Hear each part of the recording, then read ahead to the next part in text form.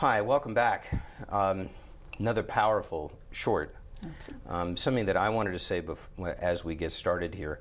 As we are about to approach the holidays, again in keeping with the theme of Rose Garden, part of the theme of Rose Garden, our first film, there are many people who face the holidays alone. And also, even if you're not alone, families start getting together. And families all have different dynamics. My family has certainly been touched by addiction, by people who have disappeared because of that. I know very few families that haven't in some way or another been touched by that.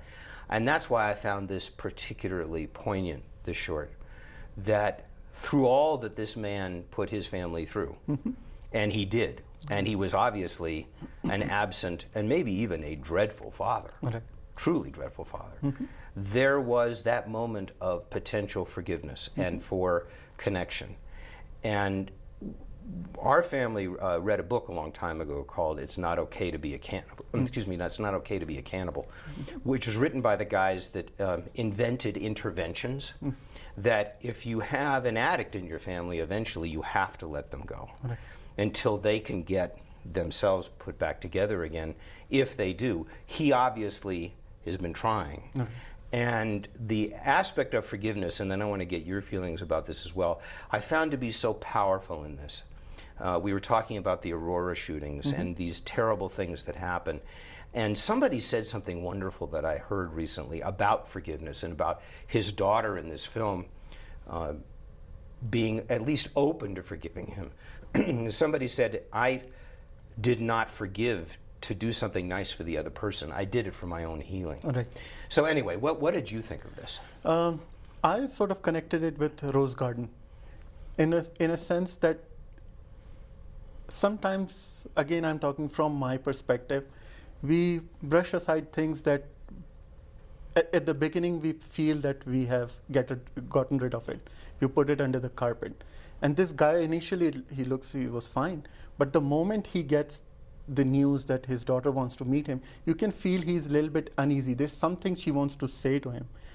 And I love that statement when that his granddaughter, she's tracing Arabic, and he asks, does she know Arabic? So his daughter says that, no, she can just trace it. And he repeats, he says, sort of my life story. And it's amazing because he was, it's just my thinking that he might be mimicking his own life. Maybe he's living in a denial. Those sort of thoughts. So that statement that whole scene for me was very powerful because it seemed like he was in denial of so many things, or maybe he was living a life that was not even true to himself. Maybe it could be that. And things that he was avoiding that came right in his face. And he had to confront it.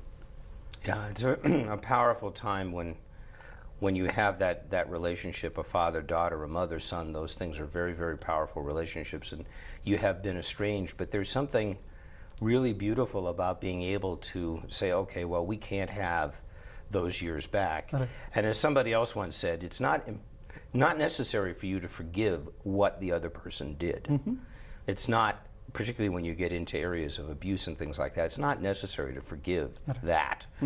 But for yourself, to forgive the person, or to just forgive so that you can heal, I found that really powerful. And for those of you who are interested, this poem that he talks about, that is talked about in this film, is by a poet named Murid Barghouti. If you want to get the entire poem, you can go online and just Google Even Gods, and it will come up with, this is a book-long poem. And it's really powerful, and I just wanted to, I wrote this down, quote the end of it, because I thought it was so beautiful.